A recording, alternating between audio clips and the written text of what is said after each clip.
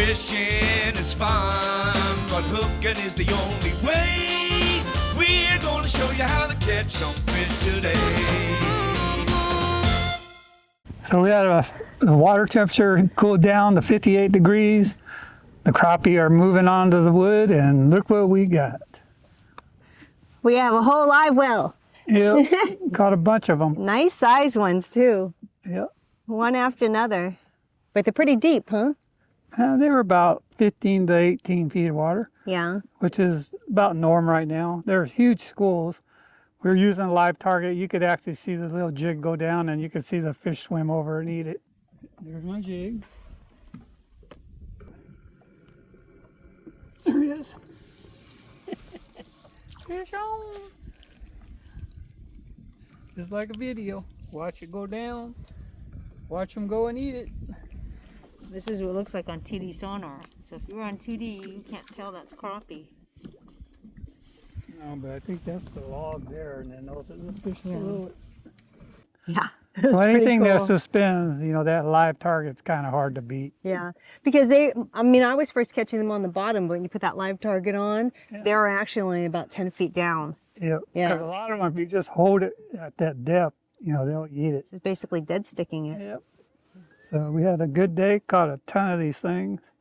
So, you know, it's just time of the year right now, and it's season. Get your crappie gear out. Crappie time. So we're getting into the fall. The weather's changing. Last week I was down here in the Dale. The water temperature was 64.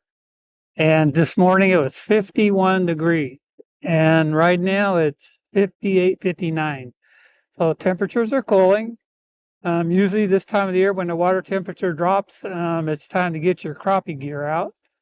So this last year we had a lot of high flood waters come through here, and it washed everything away. So I have to go back out and look for trees that are laying in the water, mark them, and then go and fish them.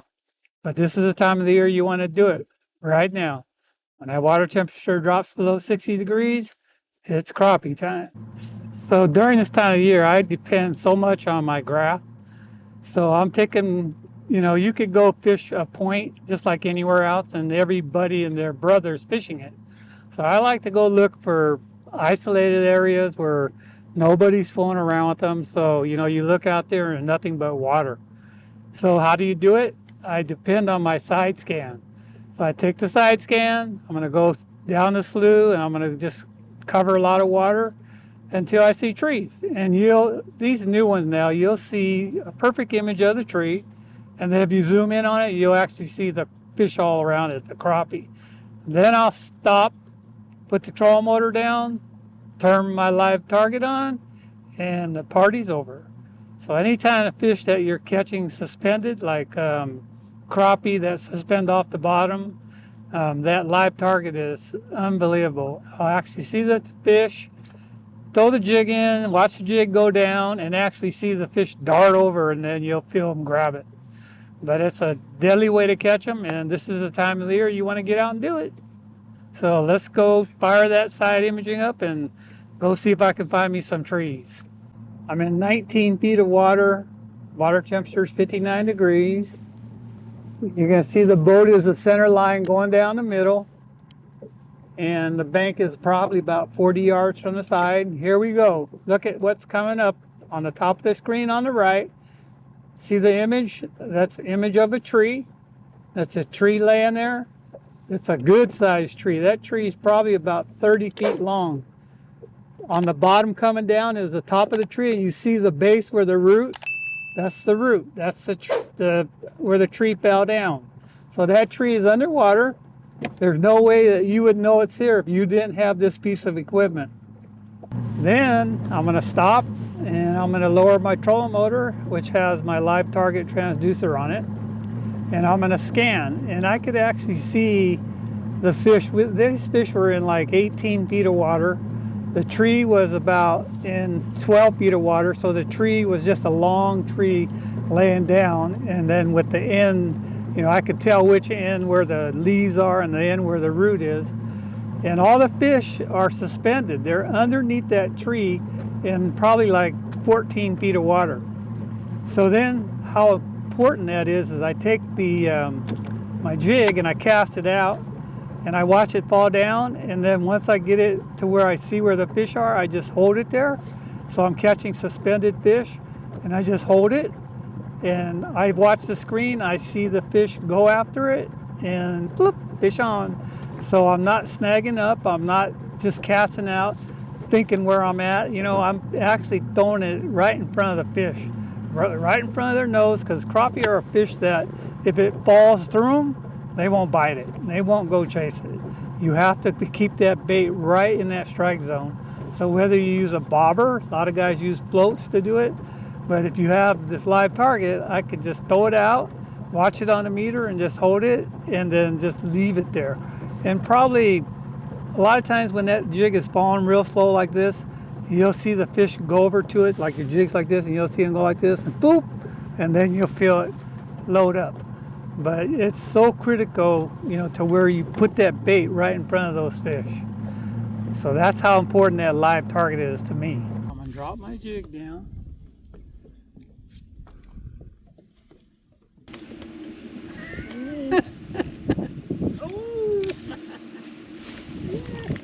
Double up, double up. Woohoo!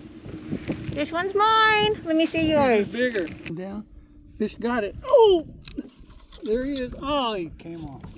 There he was. So watch, I'm gonna let it down. There's my jig. See it going down? See it falling? It's falling. It's falling. Now, see, once it goes directly under the log, you won't see it. The signal bounce up. But look at all the crappie right there. Those are all crappie sitting underneath that big log.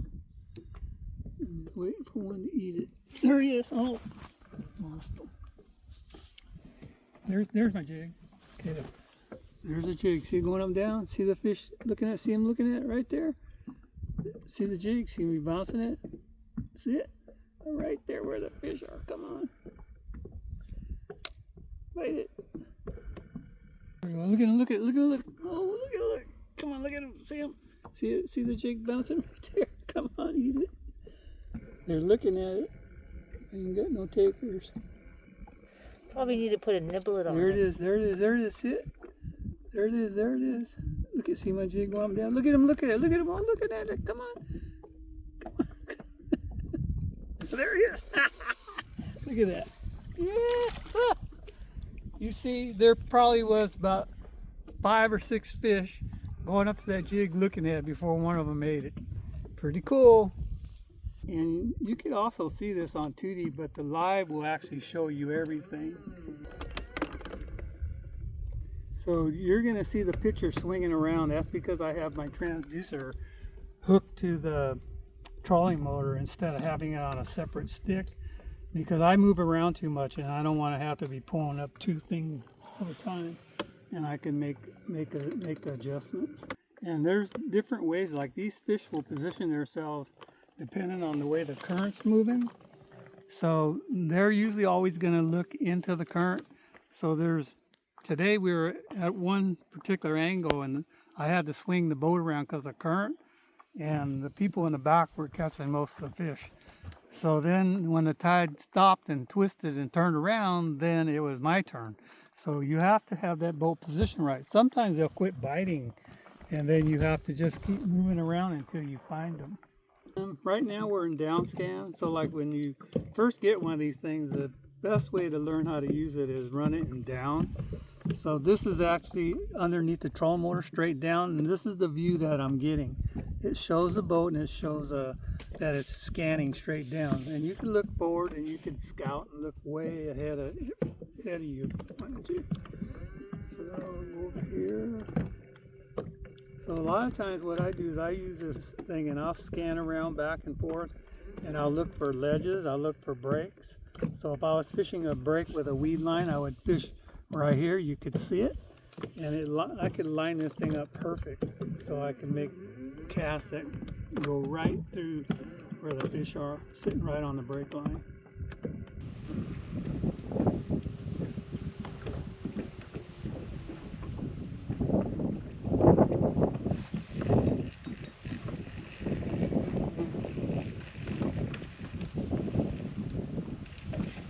Whoa. Good one. Good one. Good one. Big one. Oh, yeah. Ooh, pop off, too. Look at that big one. Got him on the live. Yeah. Oh, hold on. Let me get Alan's PB for the day.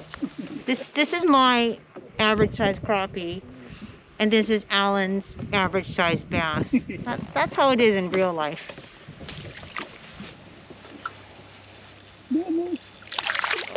Nicer Ooh. Triple. Oh. Well, that's a good one. Let's see what I got. All right. Nothing. I don't think that's a nothing. That's a big one. You're getting nice one. You guys, I know my secret, but Alan won't let me say it. Look at that one. Yeah. Warren and I know the secret to the big ones.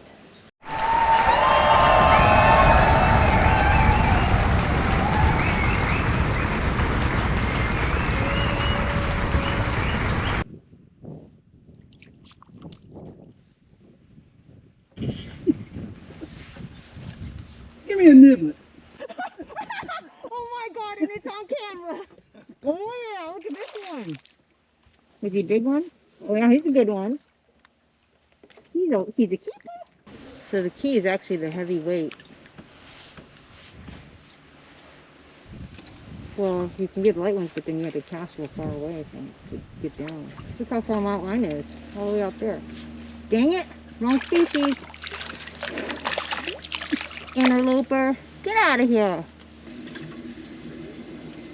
Dang it. Oh no, it's crappie. Okay. So one of the most important things before I get ready to go fishing the next day, I'm always looking at tides. So this is the tides that I use. It's an app. You can get it on your phone. And this will tell me what time high tide is. You have 2 high tides a day. Obviously the one in the evening is a bigger one. So like if I was targeting stripers, I would definitely fish the one later. If I was crappie or bass fishing, the one in the morning would be fine. So what I do is I know what time high tide is. It tells you 7:19 high tide. So we got out here around 7:30 and the tide just started going out and we caught the heck out of the crappie. Once we located the tree, we caught the heck out of them. So the tide charts are a very important tool. I always look at it the day before so I know where I'm going. What do you think we got in there? 20. Huh? 20. Oh, you're full of crap. There's more than 20. 25. One limit.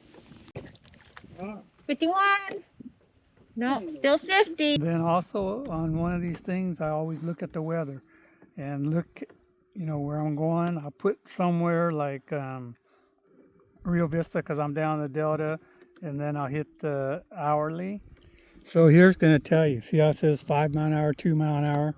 So I know that it's very well to go and come down here and do this crappie fishing because it's hard to do when it's blowing 20 or 30 miles an hour because they're using the light equipment and 4-pound tests. So, that's how I plan my day, whether I'm going crappie, largemouth, or stripers, tides and weather. Ooh, that's a fatty. Oh!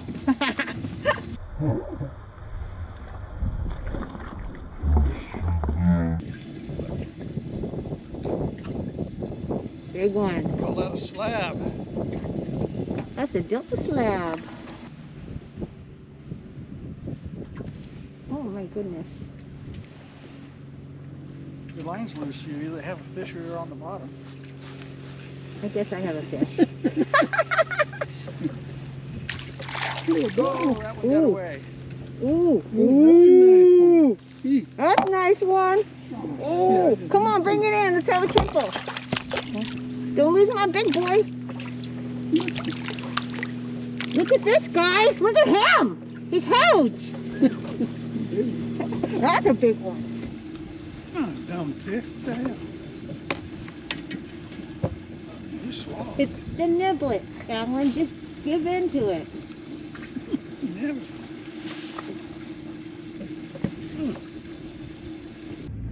Whoa! What have we here? Uh-huh. Uh-huh. Oh, Warren! Look what I found in Alan's stash. I will hold this as evidence to be used against you in the future when necessary. So nowadays, you know, on all these trolling motors, on this Ghost motor and Minn Kotas, they have what they call spot lock. So once I get the boat in position where I want it, just tap a button and you can go do what you want, and that boat will stay right in that spot. If you don't have it, then you either got to drop an anchor, but it's harder to position the boat because I'll move it around until I get it in the right spot and then spot lock it. And then once I get it done, it just holds me there all day. It will not move. It'll keep you right in that spot. It could be blowing 30, 40 mile an hour and it'll hold you right there in that spot. So it's very important to have, and it's all a tool, whether it's your trolling motor that has spot lock, your fish finder, you have live target, they're all tools. And if they're available and you have them and learn how to run them, you can catch a lot of fish. So we had a great day today. We ended up in about 3 hours. We caught over 3 limits of crappie, and we had a great day. So I'm going to head back home now and clean them all up and have a fish fry. So if you like this video, hit that like and please subscribe because it'll help the channel out a lot. You want to leave me a comment, you could just leave something. I'll usually get back with you in a couple of days. So thanks for watching, and I'll see you guys next week.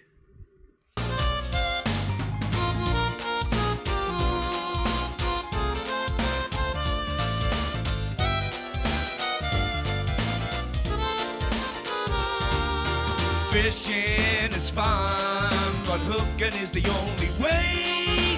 We're gonna show you how to catch some fish today.